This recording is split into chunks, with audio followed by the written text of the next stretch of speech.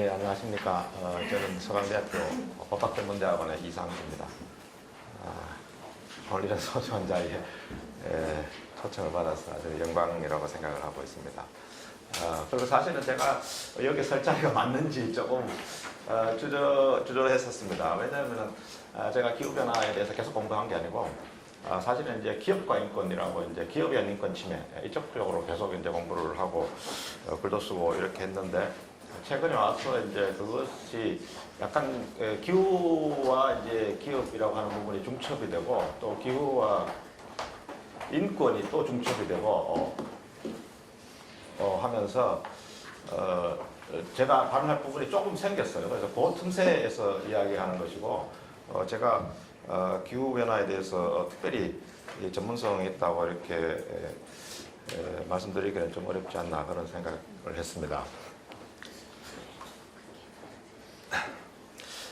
지금 이제 제가 생각했을 때 기후 변화 시대에 기업은 무엇을 해야 되는가, 기업은 무엇을 해야 되는가.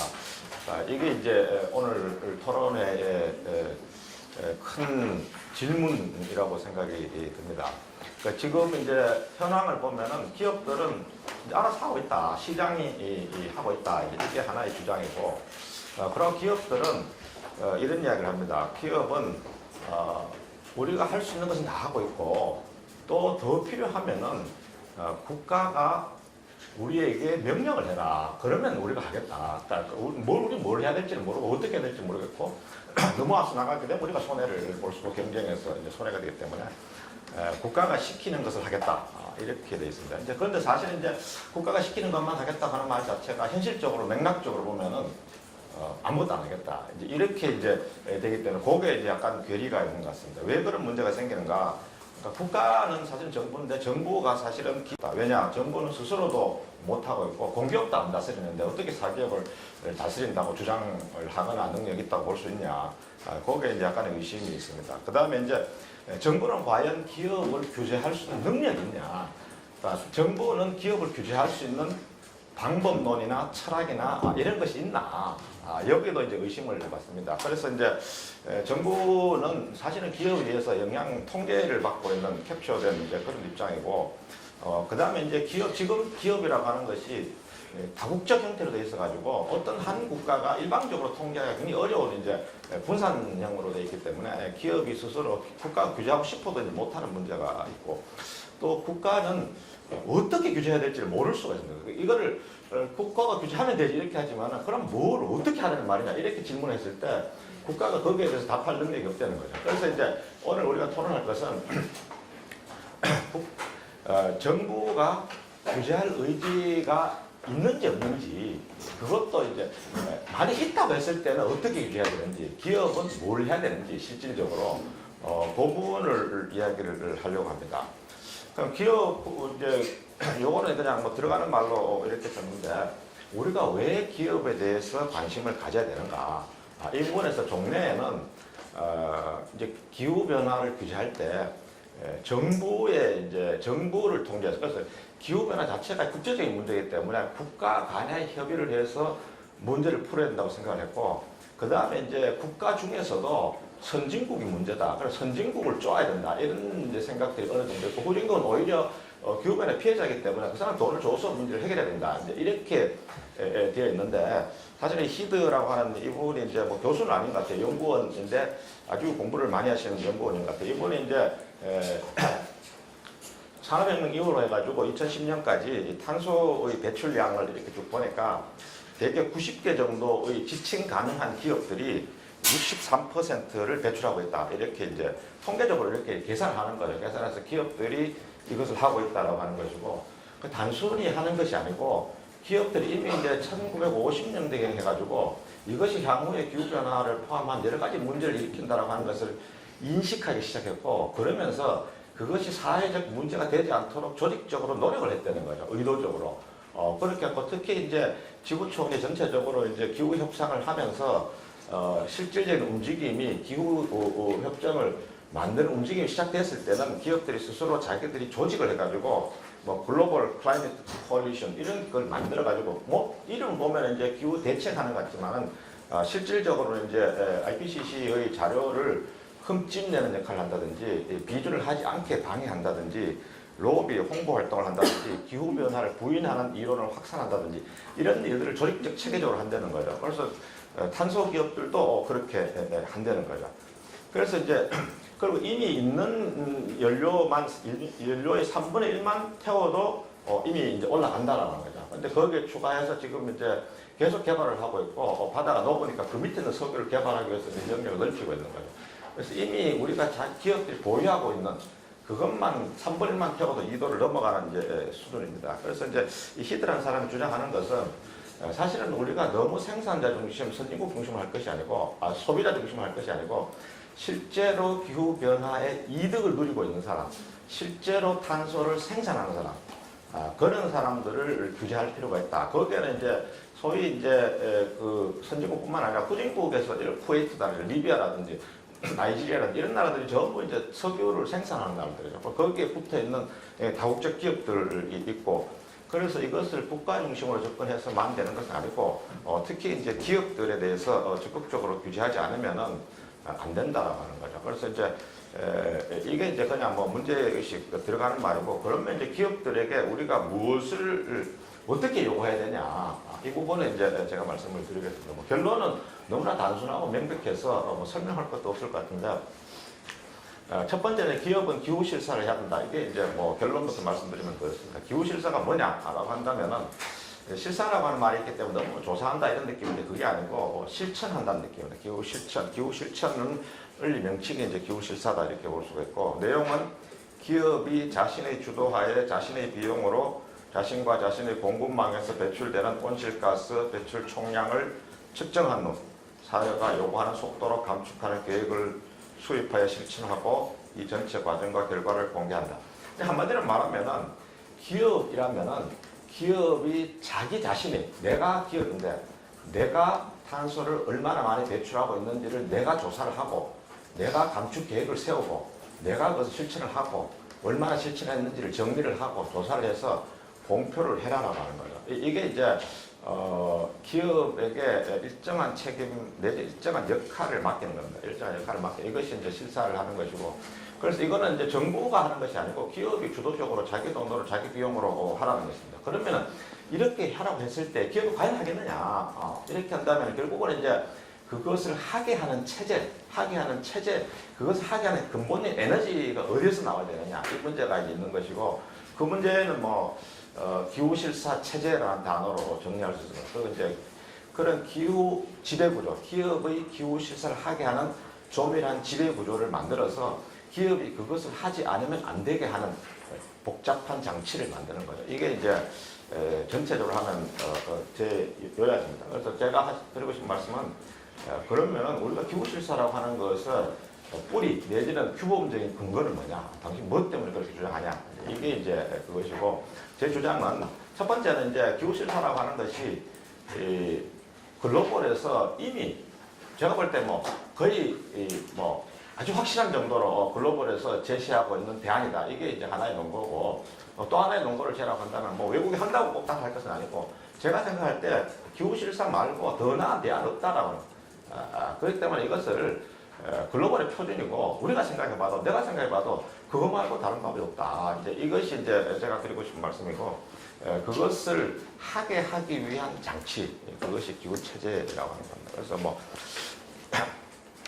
발표 내용은 굉장히 간단합니다. 거기에 이제 기후실사라고 하는 개념이 어떤 기원과 연원을 가지고 만들어졌느냐 봤을 때, 요거 이제 가장 큰 어떤 뭐라고 해야 되나, 지렛대가 됐다고 했다, 지점이 된 부분은 기후변화가 인권 문제라는 거죠. 기후변화가 인권 문제. 이게 이제 굉장히 큰 어떤 발상의 전환입니다. 기후변화가 과학의 문제고, 지구촌 전체에서 그냥 탄소를 줄이는 문제가 아니고, 누구의 비용으로 어떤 방식, 어떤 절차를 가지고 줄이느냐, 이런 문제죠. 그래서 기후변화가 차별적으로 다른 사람에게 영향을 미치고, 대응할 수 있는 능력도 다 다차원적이고, 그 과정에서, 기후변화에 대응하는 과정에서 수많은 피해자가 나올 수가 있고, 그래서 이것이 하나의 사회적 문제고, 그것을 바라보는 프레임으로서 인권이라고 하는 것이 대두가 되었고, 인권이라고 하는 것이 대체로는 이제 2000년대 중반, 2005년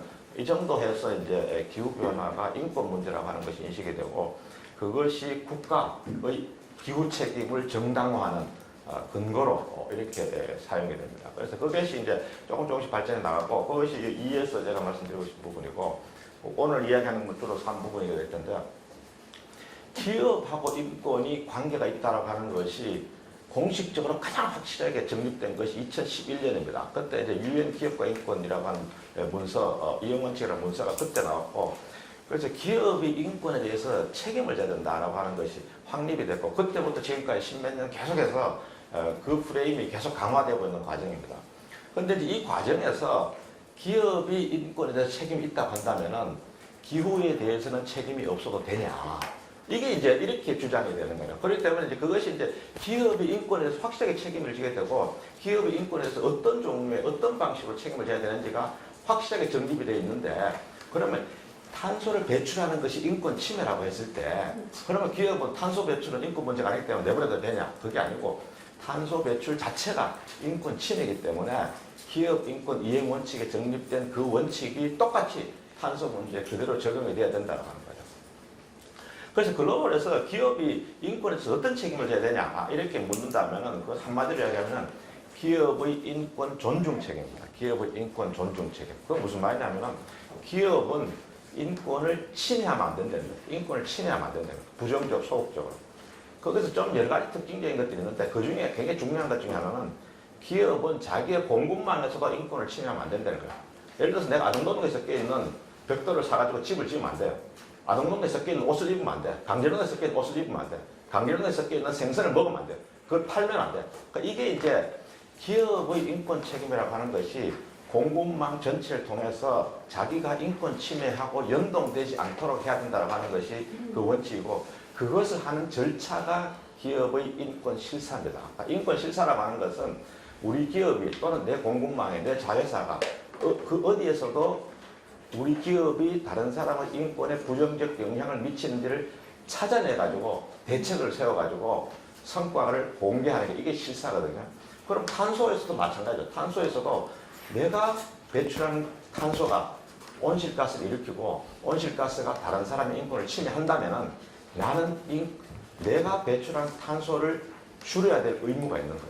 내만뿐만 아니라 나의 공급망에서, 나의 전방 공급망에서, 나의 앞에서 또는 내 제품이 탄소를 배출하는지 안 배출하는지 이걸 전부 확인을 해서 그것을 감축하는 계획을 기업이 세워서 기업이 실천을 하고 기업이 추적을 하고 기업이 공개를 하고 그것을 이해관계자들에게 검증받으려는 거예요. 이 도식입니다. 이게 이제 기업이 기후변화와 연결되는 어떤 메커니즘입니다. 제가 한 20분 정도 시간을 쓴다고 생각했는데 빨리 말씀을 드리겠습니다. 그래서 전체적인 구도는 2번에서 기후변화가 인권이고 그것이 국가의 인권 책임이라고 하는 것이 여러 가지 방식으로 실현되고 있다고. 이거는 이제 기후변화가 인권 문제라면은 기업은 인권 존중 책임의 연장해서 기후변화에 대응해야 된다라고 한 권리고 그것이 여러 가지 차원에서 유엔에서 소송해서 또 다른 여러 가지 방식으로 국제사회가 그것을 받아들이고 있다고 하는 겁니다.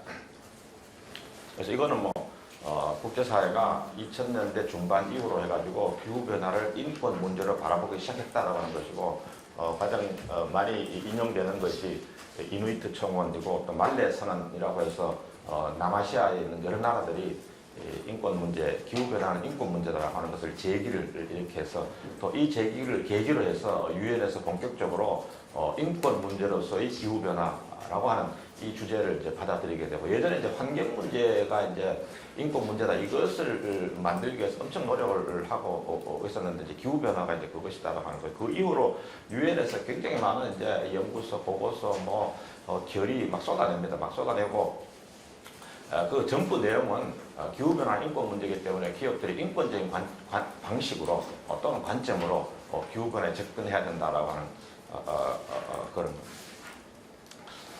그래서 여기 보이드 보고서를 여기 파란색으로 된 거는 전부 제가 직접 인용한 겁니다. 그래서 이제 기후 변화가 인권 문제라고 하는 것을 이제 국가적인 차원에서 이야기하는 것이고 기후 변화 협상에서도 이제 인권 문제가 서문에 들어갔습니다. 그래서 인권의 단어가 한 번 나오는데 뭐 앞에 있는 것도 다 인권적인 관점이죠. 그래서 이제 뭐 여성의 역량 강화, 양성평등이라든지 보건, 뭐 원주민, 지역 공동체, 이주민 이런 게 전부 이제 인권적인 문제고 기후 변화 대응할 때 인권적 접근을 하라라고 하는 원칙적 선언이라고 보입니다.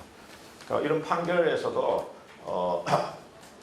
네덜란드 판결에서도 국가가 기후 변화에 대처하고 있지 않는 것은 유럽 인권 협약 위반이다. 이렇게 이제 논리 구성을 하는 거죠. 그래서 이제 국가가 기후 변화에 대한 인권 책임이 있기 때문에 그런데 왜 기후 변화에 대처하지 않냐? 이렇게 이제 프레임을 하는 겁니다. 실제로 대법원 판결이 나서 국가가 적극적 의무로서 기후 변화에 대처해야 된다라고 하는 거예요. 그것을 이제 법원이 행정부에 대해서 또는 의회에 대해서 명령을 하는 겁니다. 명령을 해서 그렇게 해라라고 하는 겁니다.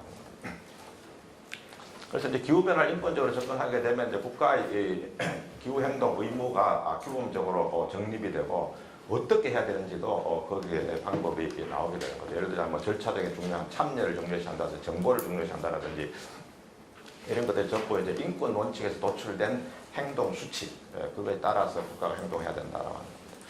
그래서 여기부터는 이제 기후 변화의 기업과 관련되는 부분인데 기업은 아까도 말씀드렸다시피 기업의 인권 책임이 이제 이렇게 돼 있고 인권 약속을 해야 되고 인권 실사를 해야 되고 피해자 구제를 해야 된다. 이 프레임이 똑같으면 똑같은데 그것을 이제 기후에 적용을 하는 거예요. 그러니까 모든 기업은 우리가 기후 변화에 대해서 적극적으로 책임이 있다고 하면서 공개적으로 시인을 해야 되고 그 시인은 말에만 그치는 것이 아니라 실제로 기후 실사 오늘 이야기하는 기후 실사를 해야 되고 기후 실사를 한다고 하는 것은 자기가 얼마나 탄소를 배출하고 있는지, 어떻게 줄일 것인지, 얼마나 빠르게 줄일 것인지, 어떤 방법과 구체적으로 계획을 가지고 줄일 것인지, 그거를 세우고 공개를 하고 그 계획에 따라 행동하고 성과를 공개하는 절차를 말하는 겁니다. 그런 것이 전부 이제 프레임 자체가 기업 인권 존중 책임의 연장에서 있다라고 하는 것이고, 인권 존중 책임을 표현하고 있는 문서가 이제 이행 원칙이죠. 그래서 유엔에서 나오는 문서들이 전부 공식적으로 유엔 기업과 인권 이행 원칙이라고 하는 것을 공식적으로 인용을 하고 기업의 인권 책임이 있기 때문에 기후 변화에 대해서 책임이 있고 기업의 인권 책임 연장해서 인권 실사 책임이 있기 때문에 기후 실사를 해야 된다 이렇게 이제 연결을 하고 있습니다. 거기서 물론 이제 기후 실사라는 단어 자체는 그것을 쓰는 사람이 아직은 그렇게 많지는 않습니다. 그렇지만 그 내용으로 보면은 인권 실사를 기후에 적용해야 된다고 하는 개념은 똑같습니다. 그래서 여기 이제 예시를 이렇게 여러 가지 있고 이거 말고도 뭐 문서가 수십 개 이렇게 공식 문서로 해서 이행 원칙을 인용을 하면서 기업의 기후 책임을 말하는 문서들이 있습니다. 이거는 이제 이런 데서 이행 원칙이라는 그대로 이렇게 쓰고 있죠. 기업인권 조약이 있는데 이 기업인권 조약도 기업과 인권에 관한 조약입니다. 그런데 이제 여기에도 이제 기후 변화라는 단어가 나오고 기후 변화에 대해서도 인권 실사를 해야 된다 이렇게 하고 있습니다.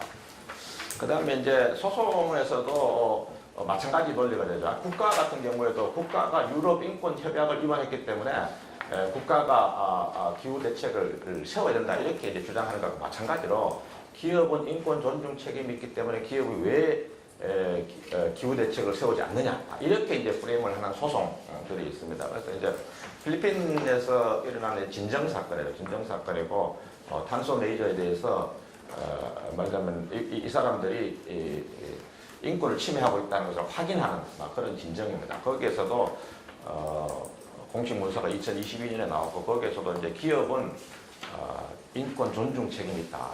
그런데 왜 탄소 레이저는 그걸 안 하냐? 앞으로 그렇게 해라. 이런 논조의 이제 보고서가 상당히 긴 게 나와 있습니다. 네덜란드 지방법원에서 소송을 했고 이 소송에는 민사 손해배상 소송. 이제 손해배상인데 손해를 배상하는 것은 아니고 불법행위 중지 명령을 받는 소송이죠. 그래서 이제 앞으로 손해가 생길 것 같으니까 예방 조치를 하라라고 하는 명령을 구하는 민사 소송입니다. 그러니까 그러면은 그 민사 소송에서 왜 거기서 어떤 규범적 근거를 가지고 하냐? 그것이 이제 손해가 발생할 걸로 예상되는 경우에 조심해야 될 의무가 이제 일반적인 주체에게 있는데 기업인 경우에는 탄소 배출을 줄임으로써 온난화가 기후 인권에 다른 사람에게 피해를 끼칠 가능성을 막아야 될 적극적 의무가 있다라고 하는 것. 그렇기 때문에 이제 민법에 따라서 말하자면 이제 기후 변화 책임이 있다. 그리고 어느 정도 줄여야 되냐? 45%까지 줄여야 된다. 2030년까지. 이렇게 구체적 수치까지 해가지고 이제 쉘에 대해서 명령을 한 그런 사건. 여기서도 이제 왜 기업이 그럼 탄소 배출에 대해 신경을 써야 되냐? 그것은 말씀 이행 원칙에서 나와 있다시피 기업이 그런 책임이 있기 때문에 그런 거지. 그걸 묻냐? 이렇게 이제 이야기하는 소송입니다. 요거는 뭐 아는 분들 알겠지만 NCP라고 제도가 있습니다. OECD 가이드라인 NCP 절차가 있고 이 절차를 이용해서 금융기관을 제소한 금융기관의 내용은 금융기관이 왜 너네 돈을 빌려가거나 너가 투자한 회사에서 탄소 배출하는 것에 대한 대책을 고려하지 않고 돈을 빌려주냐 이렇게 이제 공격을 하죠. 그러면 이제 거기에 대해서 토론 여지가 있으면 토론을 주선을 제공합니다. 그래서 여기서 이제 그 제기한 진정인과 피진정인이 앉아가지고 회의를 이렇게 하는 것이고 거기서 뭐 사실상 합의가 이제 이루어졌습니다. 합의 내용이라고 하는 것은 결국은 이제 여기 보다시피 탄소 배출에 대해서 측정을 하겠다. 금융기관이니까 뭐 우리 은행 이게 아니고 우리가 대출하는 기업의 탄소 배출을 조사하겠다 이런 뜻입니다. 그거를 배출을 조사하고 뿐만 아니라 그걸 줄이려고 하는 계획을 세우고 계획 목표를 세울 때는 국제 기준에 따라서 막 1.5도, 1.5도, 2도에 맞게 거기에 맞는 목표를 세워서 하겠다. 대출 다 넣으면 어떻게 되냐? 그럼 대출 못 하는 거죠. 그래서 이제 그것이 이거는 뭐 비구속적이기 때문에 그렇지만 그래도 그 다음 해에 다시 확인을 하겠다 이렇게 합니다. 그래서 뭐 안 지켜지면 어떻게 하냐? 그러면 이제 공개를 하는 거죠. 약속을 했는데 안 지켰다. 그래서 이제 명망에 말하자면 쉐임 창피를 주는 그런 겁니다. 그 다음에 실사법, 오늘도 토론될 텐데, 실사법에, 이제 프랑스 실사법에 보면은 인권과 환경에 대해 실사를 하도록 되어 있습니다. 모든 기업은 아니지만 대기업은. 그럼 실사를 하는데, 그러면 기후변화에 대해서도 실사를 해야 되냐?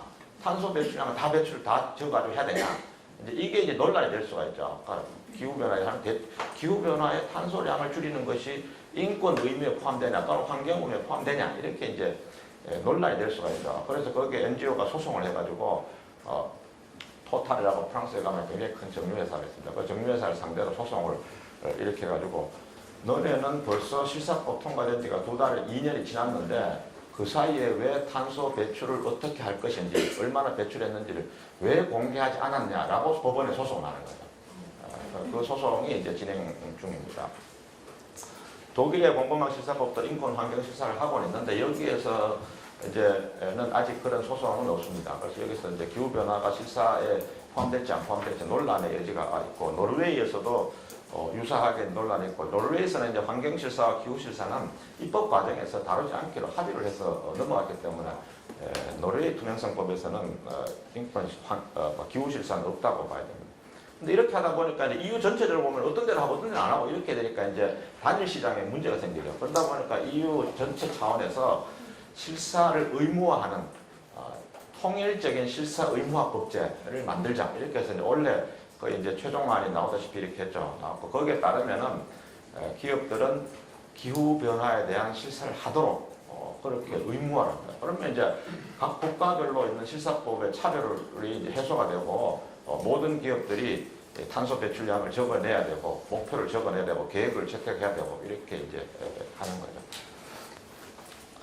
그래서 이제 기후실사를 이제 거의 이제 끝입니다. 그래서 이제 기후실사를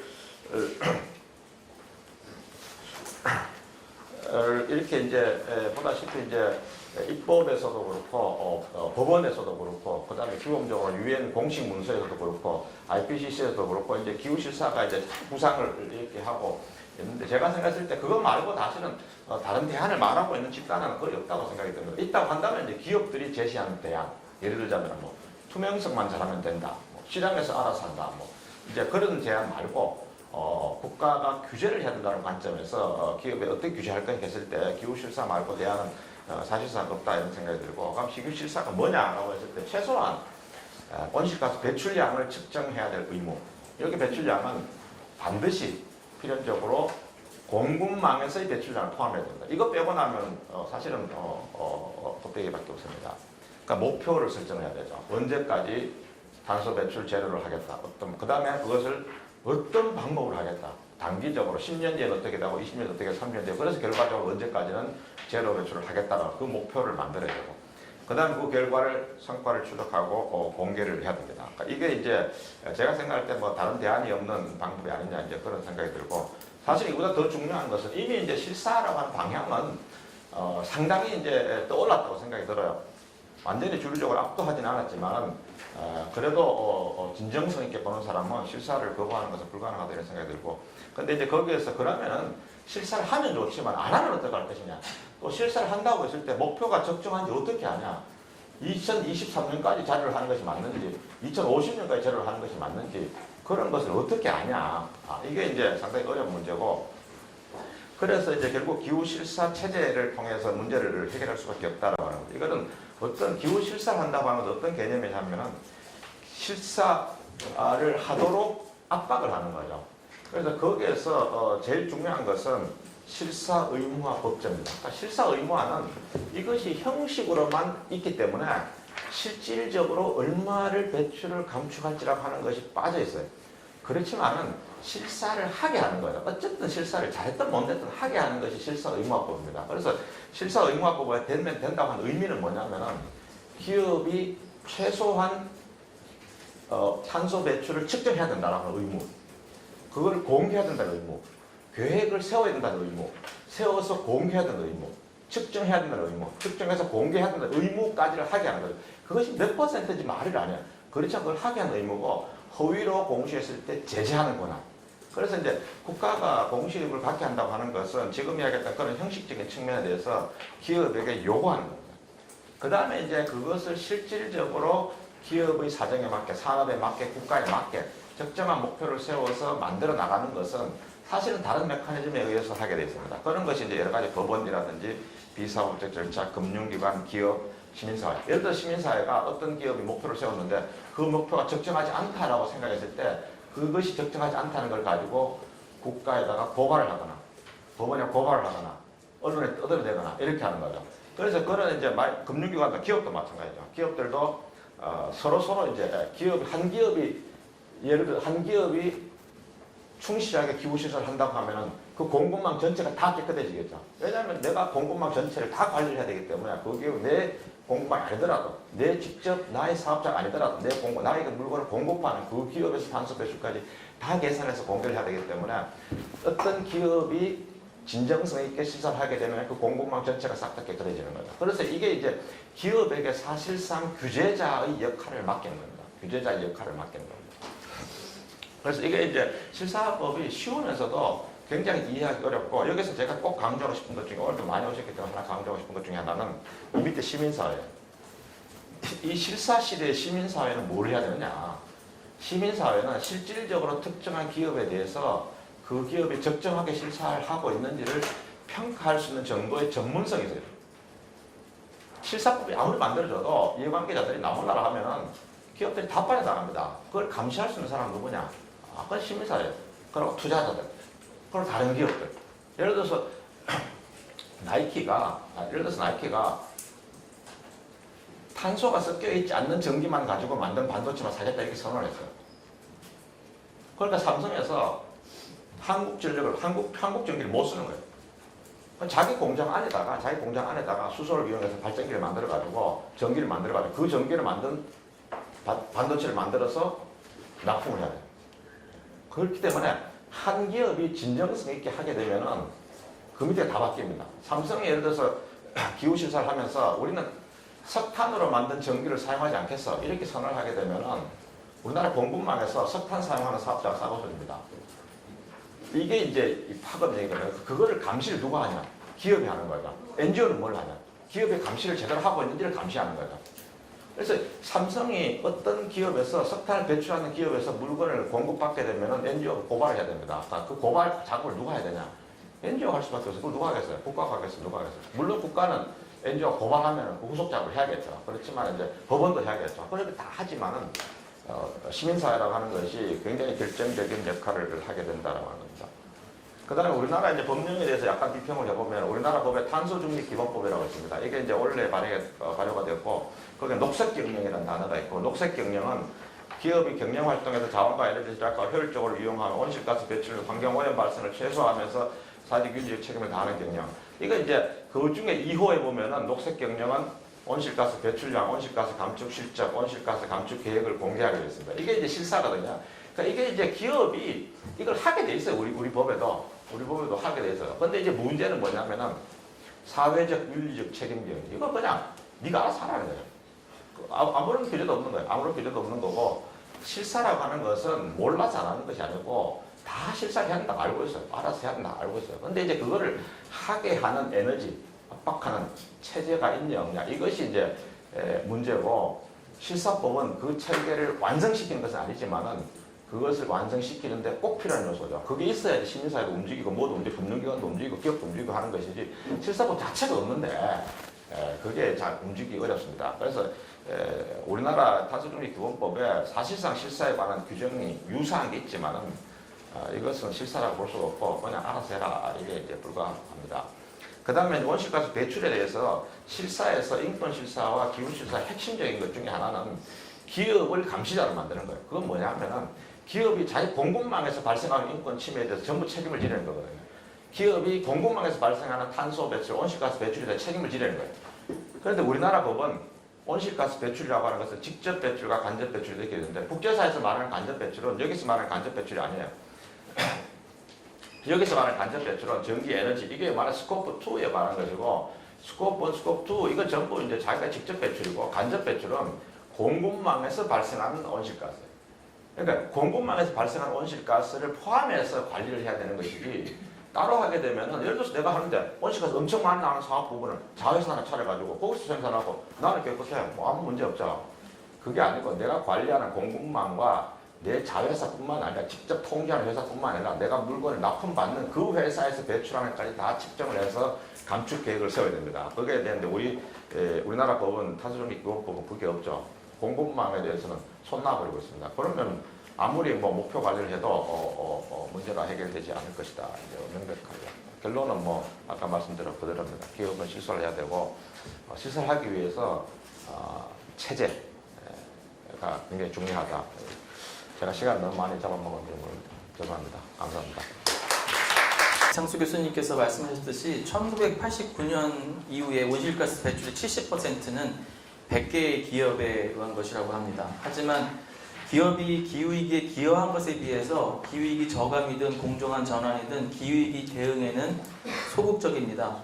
최근 유럽의회도 EU 기업 지속 가능성 실사 지침 수정안에서 그 지침이 왜 필요한지 설명하면서 기업의 기후위기에 대한 기여와 기후위기와 싸우기 위한 그들의 노력 사이에는 근본적인 불일치가 있다라고 한 바 있습니다. 기업에게는 기후위기는 새로운 비즈니스 기회가 될 뿐일 수도 있습니다. 제가 최근 환경단체에서 주최하는 재생에너지의 주민 수용성과 관련된 회의에 참석을 한 적이 있는데요. 거기에는 재생에너지 사업을 하는 대기업 계열사의 담당자도 참석을 했습니다. 그 대기업 담당자는 기후위기가 얼마나 심각한데 지금 이러고 있냐라고 하면서 재생에너지 개발에 걸림돌이 되는 것들을 빨리 제거해야 한다라는 취지로 이제 다른 참석자들을 상대로 열정적으로 훈계를 했습니다. 제가 그 얘기를 들어서 좀 현타가 왔는데요. 그 대기업의 다른 계열사는 석탄 발전소를 운영하고 농약과 비료도 생산하고 있는 곳이기 때문에 저는 그 말을 들으면서 기업들은 이렇게 화석에너지 사업과 재생에너지 사업을 같이 해도 그것으로 자기 분열적이라고 느끼지는 못하는구나 라는 생각을 했습니다.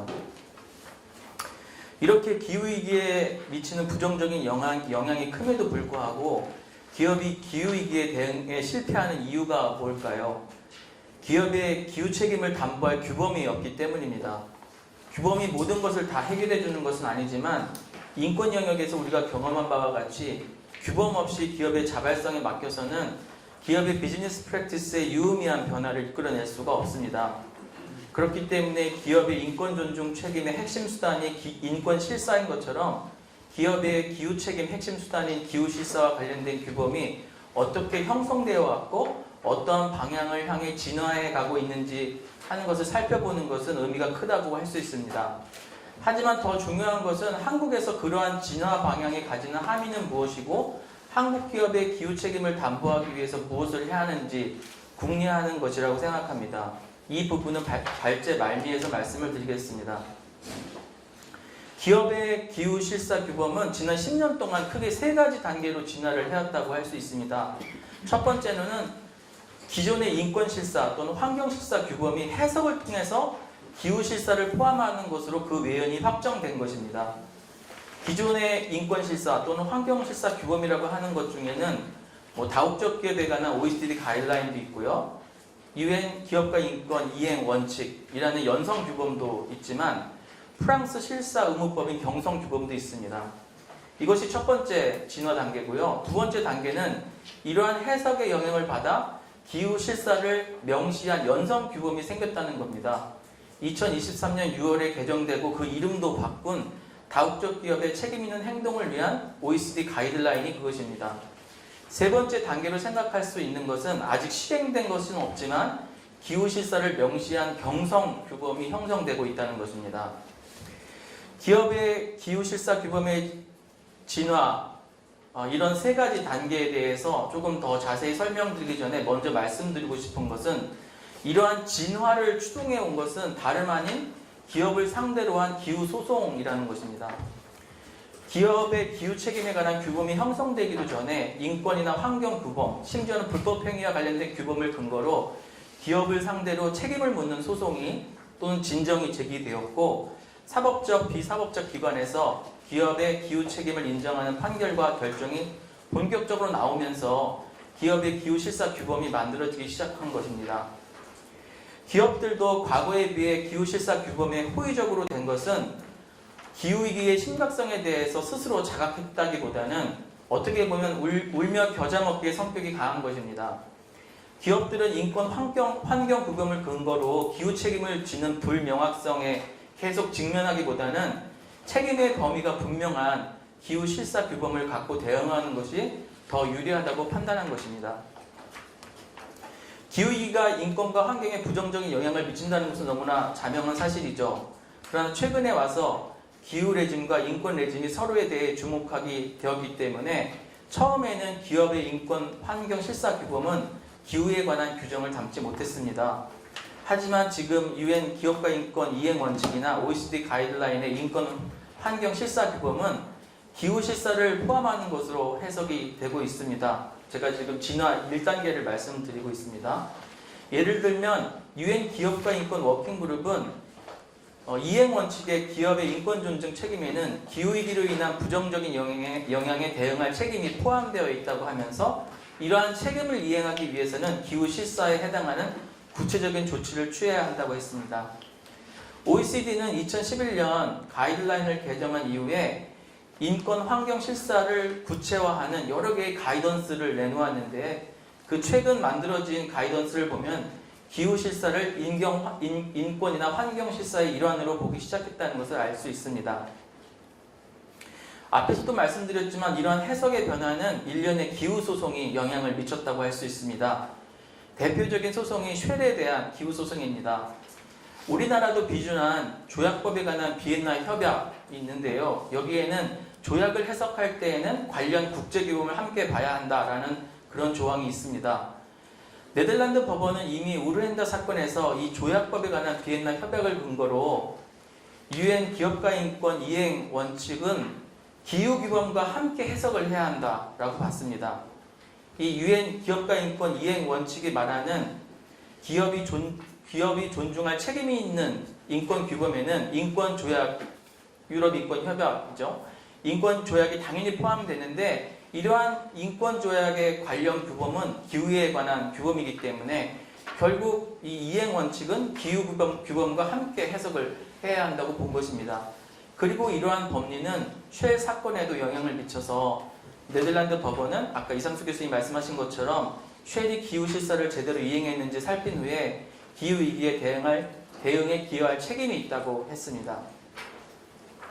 소송 사건뿐 아니라 비사법적인 구제 절차인 OECD NCP 진정 사건에서 NCP는 인권 환경 실사의 외연을 기후 실사까지 확대해서 적용을 했습니다.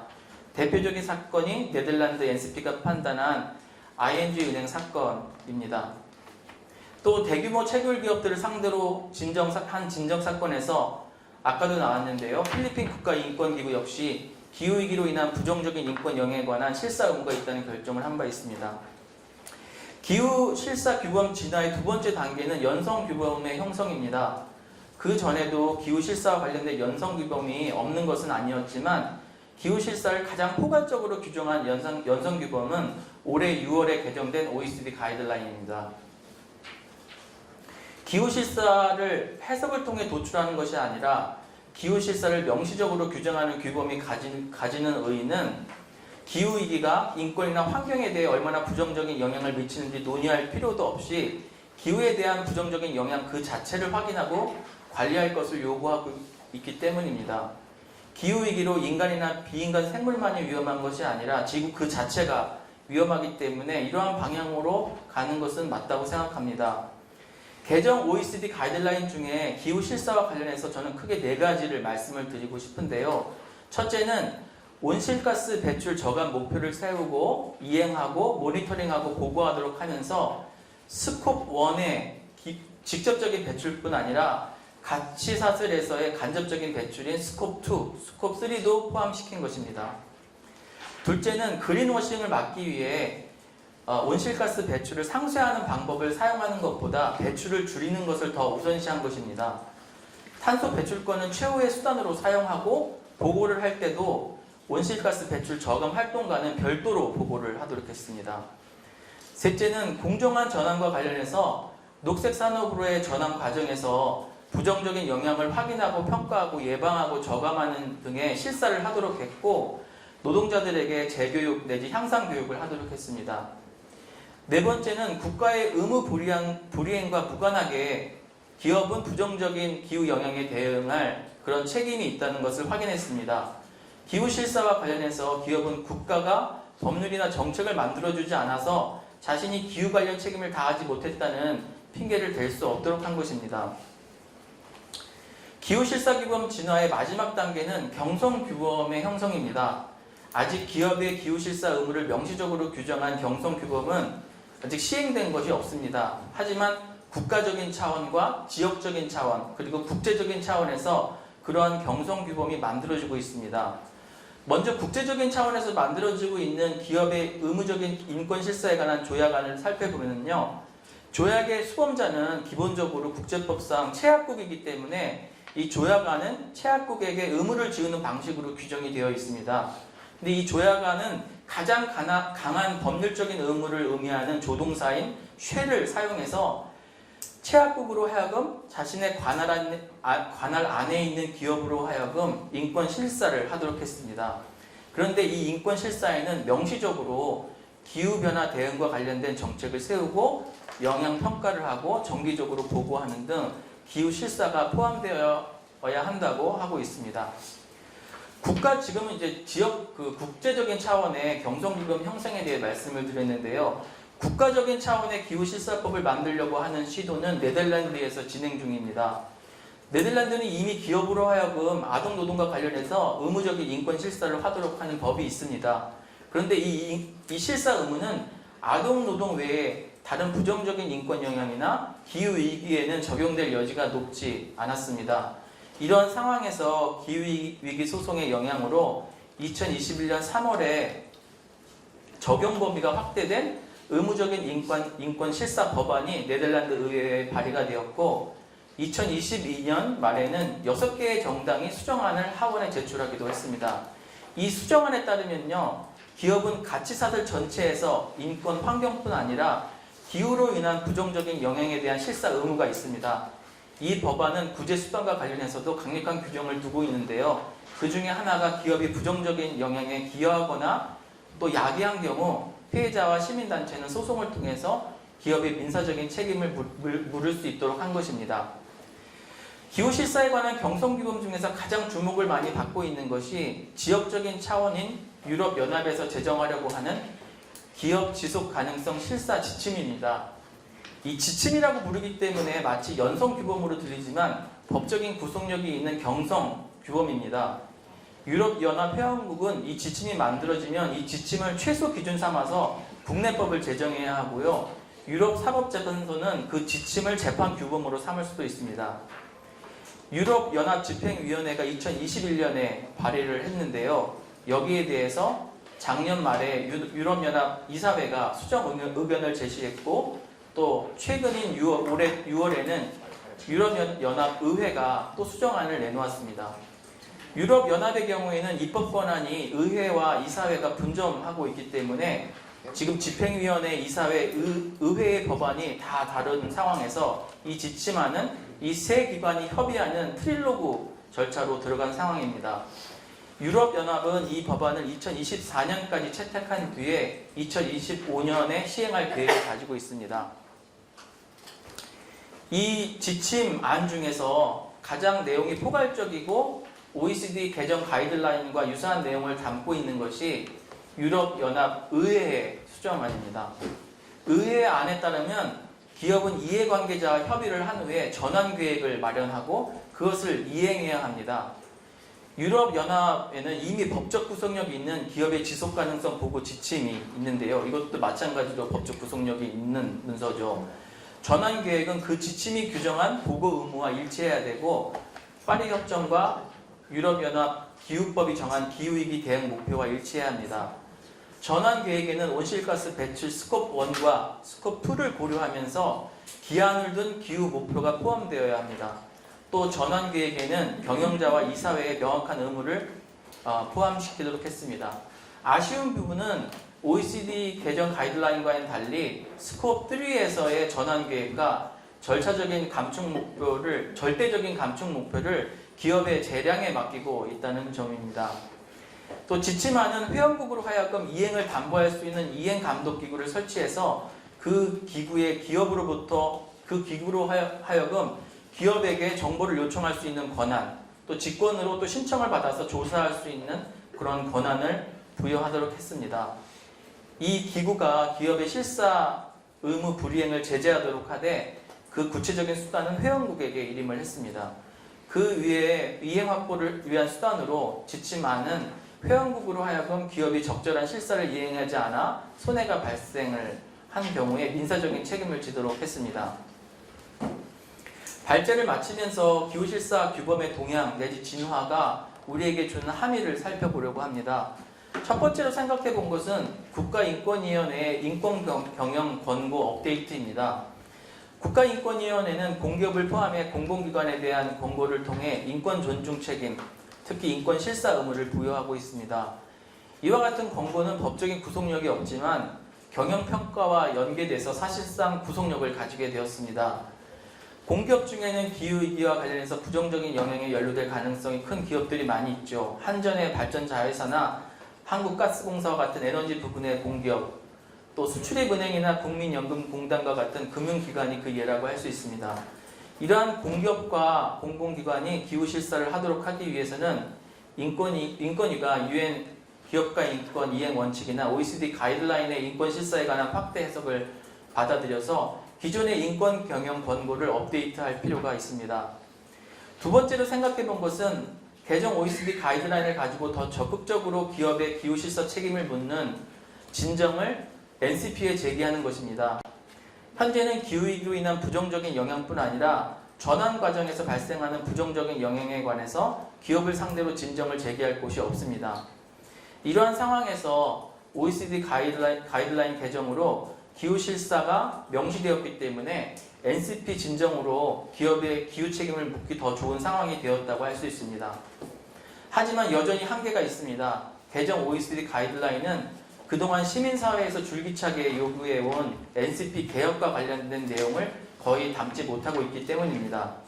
따라서 기후에 대한 부정적인 영향을 이유로 한국 다국적 기업을 상대로 진정을 할 때에는 한국 NCP뿐 아니라 기업의 기후 책임과 관련해서 전향적인 결정을 내린 바 있는 영국이나 네덜란드 NCP에 공동으로 진정을 제기할 필요가 있습니다. 마지막으로 기업가 인권 네트워크는 국내에서 기업 인권 환경 실사 의무 법안의 초안을 작성하는 등 관련 규범 제정을 위한 노력을 해왔습니다.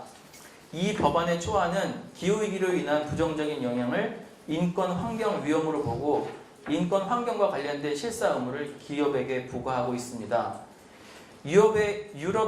유럽연합의 지침이 개정이 되면 해당 요건을 갖춘 한국 기업들도 기후 실사 의무를 지게 될 것입니다. 이러한 상황에서 위 지침뿐 아니라 개정된 OECD 가이드라인의 관련 내용을 반영해서 하루속히 국내에서도 기업의 인권 환경 실사 의무법이 제정될 필요가 있습니다. 이상입니다. 좀 발제 내용을 공유드리도록 하겠습니다. 먼저 방금 이야기 드린 대로 ESG 법제라는 것은 한마디로 말하면 정보 공시를 요구하는 투명성 법제입니다. 여러 이해관계자가 있겠지만 가장 주요한 투자자라는 이해관계자가 재무정보뿐만 아니라 이제 기업의 비재무정보라는 것도 기업의 건전성을 위해서 좀 봐야겠다라는 부분에서 이제 투명성 법제가 이제 만들어지게 됐고, 어떤 부분을 먼저 볼 것이냐라고 했을 때 환경, 그 중에서도 기후라는 정보를 중심으로 최근에 공시 법제들이 시시각각 세팅이 되고 있는 그런 상황입니다. 그래서 유럽연합과 미국에서 지금 비재무정보 공시를 자율공시에서 의무화 공시로 바꿔가고 있는 그런 상황이고요. 특히 여기서 기후 관련한 부분들에 대해서 기준을 먼저 만들고 있는 상황입니다. 그리고 특히 이제 이 정보를 정량화하고 표준화해서 사업 계획서까지에도 이제 반영을 한다. 결국은 기업의 재무적 정보로 만들어 간다라는 것이 이제 최근 동향의 어떤 흐름이고, ISSB 같은 경우에는 이제 강제적인 그런 기준은 아니지만 이 기준이 앞으로 우리 기업들에게도 상당히 많은 영향을 미칠 것이고, 지금 관련된 내용들이 이제 세팅이 되고 있습니다. 그리고 각 국가별로 이제 자율로 이 부분을 받아들이게 되지만 주로 이제 재무정보 관련한 부분에 초점을 맞추고 있고, 근데 지금 보면은 주요 내용들이 좀 유예되고 있고, 그리고 기후 관련한 부분들도 스콥 3 관련해서 공시를 좀 유예하거나 또 기존의 이제 프로토콜 GHG 기준이 아닌 다른 기준들도 허용하는 것처럼 이제 이런 부분들이 상당히 이제 기업의 편의에 따라서 좀 움직이고 있는 상황도 이제 있는 것 같습니다. 그래서 지금 2024년부터 2026년 사이에 결국은 비재무정보 공시 기준이 정량화, 표준화, 이제 의무화되는 그런 이제 흐름 속에 있는데, 방금 말씀드린 대로 비재무정보 공시가 이제 원래는 임팩트 중요성이라고 해서 GRI에서 기업이 사회에 어떤 영향을 미치느냐라는 부분들을 공시하라라는 이야기를 시작했었는데, 이제 최근의 논의는 주로 재무 중요성, 기업이 외부의 영향으로부터 재무적으로 어떤 영향을 받는가라는 측면에 포커스해서 이제 보고 있고, 그나마 이제 유럽연합에서 가지고 온 기준은 이중 중요성이라고 해서 양쪽을 다 보겠다, 그리고 상호 연결성을 보겠다라는 이야기를 하고는 있지만, ESRS 또한 결국은 이 공시를 하게끔 하지 이것으로 인해 온실가스를 감축하게끔 하는 것은 아니라는 측면에서 좀 간접적인 규제다라고 볼 수가 있고, 또 결국 이게 핵심은 탄소 중립 비즈니스로 이제 전환해야 된다라는 메시지를 보내고 있다고는 하지만 이렇게 유도하는 것이지 직접적으로 규제하는 것은 아니라는 것입니다. 그리고 ESRS 또한 지금 스콥 1, 2는 의무 공시나 나머지 정보는 중요도에 따라 공시하도록 해서 스콥 3는 중요하지 않다는 설명을 하면은 이 부분을 공시하지 않아도 되는 그런 부분입니다. 스콥 3는 많은 분들이 잘 아시겠지만 직접 배출이나 또 열이나 전기를 쓰는 스콥 2 간접 배출을 제외한 나머지 배출이다라고 할 수 있고요. 이 부분이 중요한 것은 배출량이 매우 크기 때문입니다. 대부분의 기업들이 거의 8배, 9배 정도, 거의 90% 정도를 스콥 3가 차지하고 있을 만큼 이 비중이 크고, 그런데 이 부분에 대해서 지금 관리되고 있거나 목표가 수립되고 측정되고 하는 부분들은 매우 이제 미흡한 그런 현황입니다. 그래서 결론적으로 결국은 공시 의무가 아니라 온실가스 감축 의무에 대한 고민이 필요하다라는 것이고, 지금 이제 최근에 매년 이제 기업 기후 책임 모니터링이라는 것을 이제 발간하는 그런 카본 마켓 워치가 있는데, 이제 여기서 주요 글로벌 기업들, 그러니까 가장 잘하고 있다는 기업들을 분석을 해봐도 다 넷제로를 선언하고 있지만 막상 들여다보면 실제로 본인들이 감축하겠다 하는 부분은 일부이고, 상쇄하겠다 또는 뭐 아직 스콥 3 부분에 대해서 제대로 측정조차 이루어지지 않았다라는 것이 현실이라서 지금 우리가 이렇게 느긋하게 공시하고 투자를 잘 받을 수 있습니다라는 접근으로는 부족할 것 같다라는 측면에서 이 기업의 인권 존중 책임이라는 것을 기후 책임으로 확장할 필요가 있을 것 같다라는 생각을 저희도 하게 되었습니다. 그래서 앞서서 많이 설명해 주신 부분들을 좀 생략하겠습니다. 결국은 UNGP라는 거는 국가와는 독립적으로 기업 또한 인권 존중 책임, 국가에서 규제하든 하지 않든 기업도 인권 존중을 해야 된다는 것이고 그것을 보여주는 것이 결국은 인권 정책을 선언하고 인권 실사를 하고 그 구제를 제공하는 것이다 라고 이제 요약이 되고 있습니다. 그리고 인권 실사라는 부분이 이제 매우 중요한데 앞에서 인권 실사가 무엇인지에 대해서는 설명을 해주셨고요. 또 UNGP의 또 핵심적인 부분이 단순히 우리 사업장에서 발생하는 인권 문제뿐만 아니라 기여하거나 직접 연결된 부분까지 확장한다. 결국은 이것이 온실가스 감축으로 연결됐을 때는 스콥 3 부분까지도 챙겨야 된다라는 것으로 이제 연결이 되게 되고요. 또 중요한 부분은 이해관계자 참여라는 것을 강조하고 있다라는 부분입니다. 저희 토론문에서 최우리 기자님도 이야기를 해주셨지만 결국 이것이 스콥 3를 감축하게 한다라고 했을 때 또 다른 갑질, 또 중소기업들에게 부담을 떠넘기는 것이 되지 않는가라고 했을 때 여기서 이제 UNGP에서 이야기하는 것은 이해관계자를 뭔가 찍어 눌러서 하게끔 하는 것이 아니라 참여시키고 소통하고 같이 들어와서 지원해주고 이제 이런 부분들을 같이 이제 얘기를 하고 있습니다. 그래서 이런 측면도 이제 결국은 우리 기후변화에 연결을 했을 때 많이 활용할 수 있을 부분인 것 같습니다.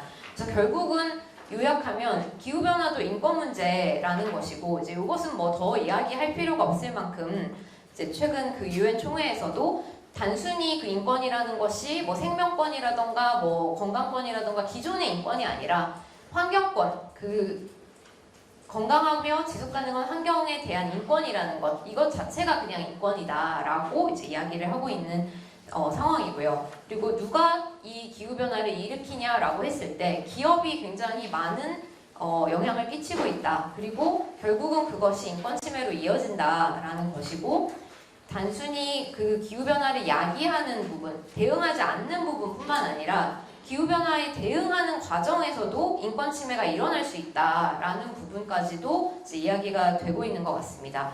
그래서 UNGP를 그대로 기후변화에 대한 기업의 책임으로 확장해서 연결했을 때 기업은 당장 온실가스를 배출을 안 할 수는 없다 하더라도 적어도 과도한 배출은 줄여야 된다라는 것이고 과도하게 탄소 배출을 하는 기업과 연결되어서는 안 된다는 것이고 기후 실사를 해야 된다는 것이고 이해관계자의 참여를 보장해 줘야 한다라는 것으로 그대로 이제 적용을 해볼 수가 있을 것 같습니다. 그리고 아까 김종철 변호사님께서 이야기해 주신 대로 OECD 다국적 기업 가이드라인도 기업이 이제 기후 실사를 해야 된다라는 이야기를 이제 하고 있는 상황입니다. 그렇다면 최근에 공급망 실사 법제가 어떻게 지금 만들어지고 있나 CSDDD 등의 흐름을 좀 봤을 때 일단은 전반적으로 가이드라인으로는 부족하다, 연성규범으로는 부족하다라고 해서 법제화가 되고 있는 부분들이 이제 있습니다. 그리고 이제 유럽을 중심으로 뭐 인권, 주로 아동실사, 아동노동, 강제노동 이런 좀 이렇게 핵심적인 주제들 중심으로 가다가 이제 전반, 인권 전반, 그리고 환경 전반 이런 식으로 확장되는 이제 그런 동향들도 이제 있는데 이렇게 개별 국가의 법률에서 그치지 않고 유럽연합 전체에 적용되는 포괄적인 어떤 지속가능성 실사 지침이 필요하다라고 해서 이제 이 부분을 진행하게 된 것이고 지금 지금 이제 3자 의견들이 나와서 이 부분들이 조율돼서 최종안이 만들어지고 거의 이제 내년 6월까지는 입법을 마무리하겠다라는 목표로 이제 가고 있습니다. 그러면은 이 각각의 안, EU 집행위와 이사회, EU 의회의 안을 봤을 때 여기서 기후 실사를 어떻게 다루고 있냐라고 하면은 집행위와 이사회에서는 실사 범주에 기후 변화를 넣고 있지 않습니다. 의회는 이제 파리 협정과 UNFCCC 위반한 부분들도 실사 범주에 넣고 있는데 여기서 그 두 안에서는 넣고 있지가 않고 다만 제15조의 기후변화 대응이라고 해서 별도로 규제를 하고 있습니다.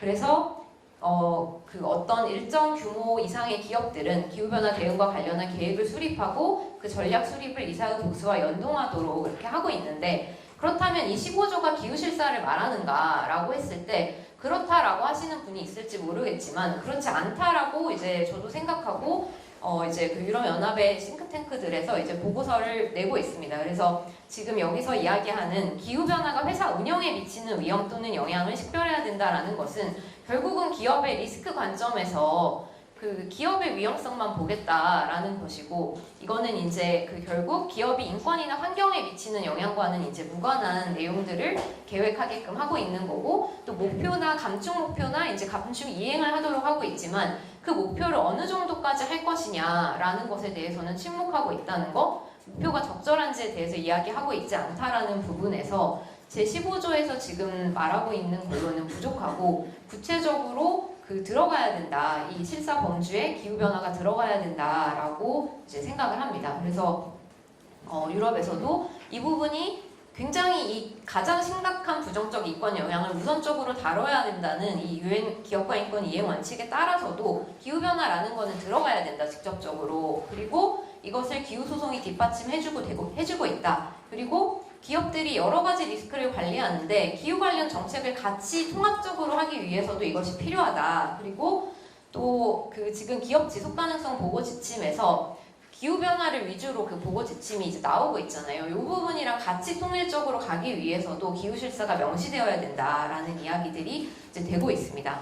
그래서 아까 그 교수님께서 이상수 교수님께서 상세하게 기후 책임에 대해서 이야기를 해주셨습니다. 근데 저도 조금 짚어보면 일단은 온실가스 측정을 해야 되는데 단순히 우리 사업장뿐만 아니라 피지배 회사 전방, 후방 공급망, 해외, 국내 공급망 다 배출량을 포함해서 측정을 할 필요가 있고 감축 목표를 설정을 해야 됩니다. 이거는 단순히 우리 이 정도 하겠다라는 것이 아니라 그 국제 수준에서 요구하는 수준만큼 감축 목표를 설정하고 그 부분은 이제 스콥 3까지도 이제 포함을 해야 되는 것이고요. 그리고 이 부분에 대해 의지를 보여주기 위해서는 그 SBTI 같은 과학 기반 감축 목표를 이제 활용해서 구체적이고 과학적인 그런 목표를 수립해야 된다라는 것입니다. 그리고 온실가스 감축과 관련해서는 그 OECD에서 그 산업 섹터별로 가이드라인을 내고 있는데 이런 식으로 그 의류 신발 부문에서 각 그 가치 사슬별로 어떤 감축 수단을 쓸 수 있는지도 이렇게 예시를 좀 하고 있더라고요. 그래서 이런 부분들이 인권과 관련한 논의에서도 지금 감축 수단까지 이제 이야기를 하고 있다라는 것이 좀 인상적이었고요. 그리고 현재 이제 기업들이 온실가스 감축 기회를 분석해서 우선순위별로 해가지고 감축을 하고 있는데 이런 부분들이 전방위적으로 좀 확대될 필요가 있을 것 같습니다. 그리고 제가 좀 더 추가적으로 이야기하고 싶은 것은 요 부분인데요. 그 기업 대응 전략에 있어서 단순히 온실가스 감축하는 부분뿐만 아니라 그 기후 대응을 함에 있어서도 인권을 고려해야 된다는 것입니다. 우리가 기업들이 보통 기후 변화로 인해 그 사업을 전환함으로 인한 그 전환 리스크 그리고 실제로 가뭄이나 홍수를 맞음으로 인한 물리적 리스크 같은 것을 이제 겪게 된다라고 하는데 이 두 과정에 그러니까 그 두 리스크에 대응하는 과정에서 인권을 이제 고려해야 된다라는 것이죠. 그 제가 좀 마음이 급한데요. 그 정의로운 예컨대 그 전환 리스크와 관련해서는 그 기존 산업을 전환한다라고 해서 지금 자동차 산업이 전환되고 전력 산업, 석유가스 산업이 전환되고 있습니다. 근데 그 산업을 전환하는데 그 노동자들은 어떻게 할 것이냐 여기서 기업들은 어떤 부분까지 챙겨야 하는가라는 것에 인권의 관점이 들어가야 된다라는 것이고요.